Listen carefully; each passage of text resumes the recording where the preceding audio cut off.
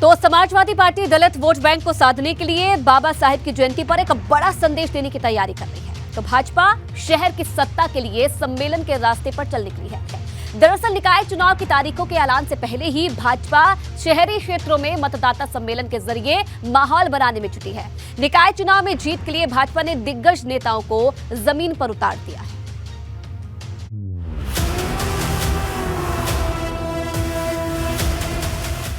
भगवा ब्रिगेड का जनसंवाद चक्रव्यूह, निगम विजय का सम्मेलन रूट।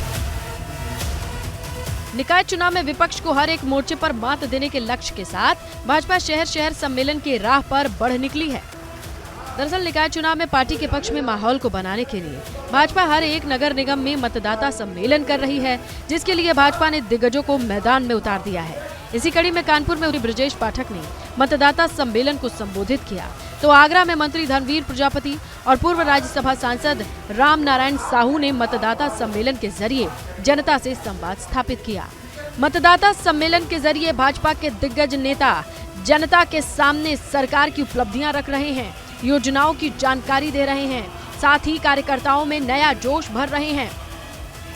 एक कार्यकर्ता एक घर जाकर के भारतीय जनता पार्टी के प्रत्याशी को कमल चुनाव चिन्ह के आगे बटन दबाकर ऐतिहासिक वोटों से जिताने का काम। पिछली बार आपने कमल को बड़े प्रचंड बहुमत से जिताया था, लेकिन जिस जैसे केंद्र प्रदेश की सरकारों ने काम किया है, आप सब ऐतिहासिक वोटों से कानपुर और आसपास की सभी सीटों पर कमल खिलाने का काम करेंगे। माना जा रहा है कि मतदाता सम्मेलन के जरिए भाजपा की कोशिश मतदाताओं को ये संदेश देने की है कि शहर का विकास भाजपा के शासन में ही संभव है। हम लोग सभी वर्गों को लेकर के साथ चलने वाले हैं, और अगर हम बात करें तो मैं ओबीसी से आता हूँ। पार्टी ने कि मैंने संगठन में बहुत काम किया है और पार्टी ने कभी मुझे चुनाव नहीं लड़ाया, और जगह खाली हुई तो एमएलसी बनाया, फिर पार्टी ने मंत्री बनाया, पिछली सरकार में, इस सरकार में फिर मंत्री बनाया। तो ऐसा नहीं है कि हम लोग चुनाव के समय में ही याद करते हैं। पार्टी ने सभी वर्गों को, सभी धर्मों को और सभी मैं कह सकता हूं कि आम हमारे जितने भी हमारी समाज हैं, हम सबको साथ लेकर के चलते हैं। यूं तो चुनाव स्थानीय नगर निकाय में होना है, लेकिन अभी से भाजपा की रणनीति राष्ट्रीय राजनीतिक मुद्दों पर बूथ स्तर पर बहस छेड़ने की है। शायद यही वजह है कि हर एक मंच से भाजपा के दिग्गज राम मंदिर निर्माण, धारा 370, इन्वेस्टर समिट और फ्री राशन का जिक्र कर रहे हैं। मतलब साफ है कि भाजपा निकाय चुनाव अपनी पिच पर लड़ना चाहती है, इसी के लिए कवायद जारी है। आज हमारी सरकार ने बहुवर्गीय की तरफ तिरछी नजर बुरी नजर से देखने वाले लोगों के खिलाफ 25,000 से अधिक मुकदमे दर्ज किए और उनकी जेल के शीशों को पीछे भेजने का काम किया है।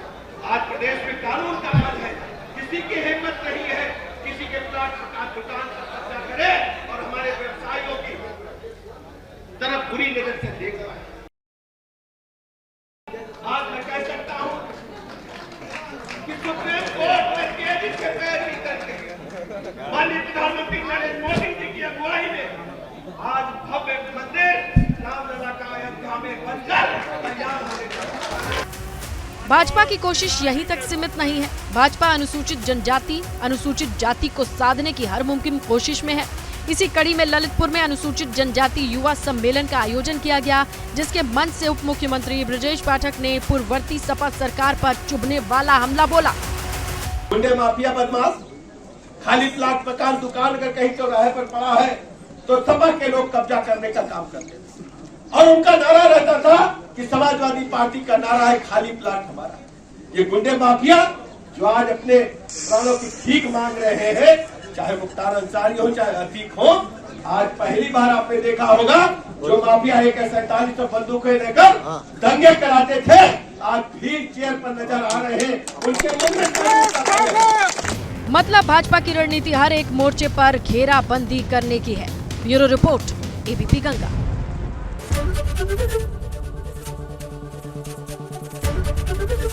ABP गंगा, खबर आपकी, जुबान आपकी।